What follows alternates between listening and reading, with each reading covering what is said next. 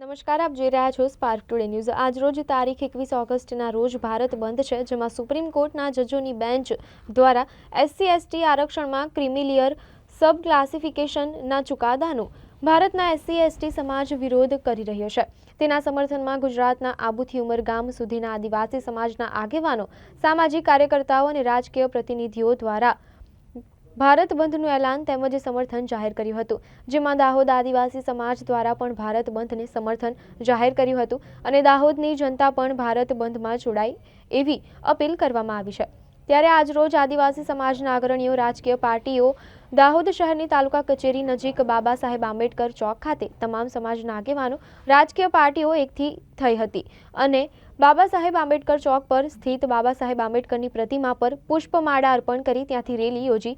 તે રેલી દાહોદના બિરસા મુંડા ચોક ખાતે પહોંચી રેલીનું સમાપન કરી દાહોદ શહેરના તમામ વેપારીઓ દ્વારા દુકાનો બંધ રાખી ભારત બંધમાં જોડાવા બદલ આભાર માન્યો હતો અને સરકારને આ ચુકાદો પાછો લેવા અપીલ કરી હતી અને જો આ કાયદો પાછો નહીં લેવામાં આવશે તો આવનાર સમયમાં ઉગ્ર આંદોલનની ચીમકી પણ ઉચ્ચારવામાં આવી હતી।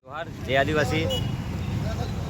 21 ઓગસ્ટના દિવસે ભારત બંધનું એલાન હતું, જ્યારે SC/ST સમાજના જે આગેવાનોએ જે ભારત બંધનું એલાન આપ્યું હતું એના અંદર અમે દાહોદના અંદર ચાલ્યા અને દાહોદ ગોધરા રોડ નાકા પરથી અમે ચાલતા આવ્યા તો અમે જોયું કે દાહોદના જે વેપારી વર્ગ છે એ લોકોએ પણ અમને ખૂબ સારું સમર્થન આપ્યું અને સજ્જડ દુકાનો બંધ રાખી। એ દાહોદવાસીઓનો પણ અમે ખૂબ ખૂબ આભાર માનીએ છીએ અને બહુ આનંદની વાત છે કે આજે દાહોદના વેપારી વર્ગે અમને સમર્થન આપ્યું છે અને દુકાનો બંધ રાખી છે। ભારત બંધનું એલાન રાખવામાં આવ્યું છે, જે સુપ્રીમ કોર્ટે ST અને SC વિરુદ્ધ જે એક્ટ જાહેર કર્યો છે એ તદ્દન ખોટો છે। એને અમે તમામ આદિવાસી સમાજ, SC સમાજ, OBC સમાજ અને માઇનોરિટી સમાજ વખોડીએ છીએ। ભારત સરકાર પાછલે બારણે સુપ્રીમને આદેશ કરીને આવો ખોટો નિર્ણય લીધો છે, એના વિરોધમાં અમે ભારત બંધનું એલાન કર્યું છે। અહીંયા દાહોદના વેપારી મિત્રોએ સંપૂર્ણ અમને સાથ સહકાર આપ્યો છે। અમારા આદિવાસી સમાજમાં અને SC સમાજની અંદર સરકારે ભાગલા પાડવાનું જે કામ કર્યું છે, સરકારને અમે આની અંદર કદી સફળ થવા દઈએ નહીં અને આવતા દિવસોમાં અમે ઉગ્ર આંદોલનો પણ કરશું। સરકારે જે આ કાયદો પાછલે બારણે બહાર પડાવડાવ્યો છે એનો અમે સખત વિરોધ કરીએ છીએ।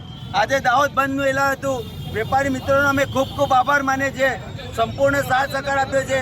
આની અંદર ST, SC, OBC અને માઇનોરિટી ચારેય સમાજના લોકો સાથે જોડાયા છે, એમનો પણ આભાર માનીએ છીએ। પત્રકાર મિત્રોનો, પોલીસ પ્રશાસનનો પણ આભાર માનીએ છીએ। જય હિન્દ, જય ભારત, જય જોહાર, જય સંવિધાન। આજે આખા ભારતમાં SC, ST, OBC, માઇનોરિટી બધા ખૂબ આક્રોશિત છે અને આ ભાજપની સરકારે સુપ્રીમ કોર્ટના માધ્યમથી આરક્ષણ જે અમને બંધારણમાં મળ્યું છે, બાબા સાહેબ આંબેડકર, ગાંધી બાપુ બધાએ જે અમને આપ્યું છે એની છેડછાડ કરવા માટે આજે એ લોકોએ સુપ્રીમ કોર્ટથી આ એક પગલું ભર્યું છે। અમે એમ કહીએ છીએ કે આરક્ષણનો મુદ્દો જો કોઈ પણ ફેરફાર કરવાનો હોય તો લોકસભામાં જ થઈ શકે, એ કોઈ કોર્ટ થકી બી ના થાય, એ કે સરકાર તરફી બી ના થાય। અને એક વાત કહું, ઇન્દિરા સાહનીનો એક જજમેન્ટ આવ્યું હતું, એ 9 જજોનું જજમેન્ટ હતું, એને આ નીચલે ઓછા જજીસવાળું 5 કે 7 જજોનું જજમેન્ટ છે, એ કેવી રીતે પલટાઈ શકે?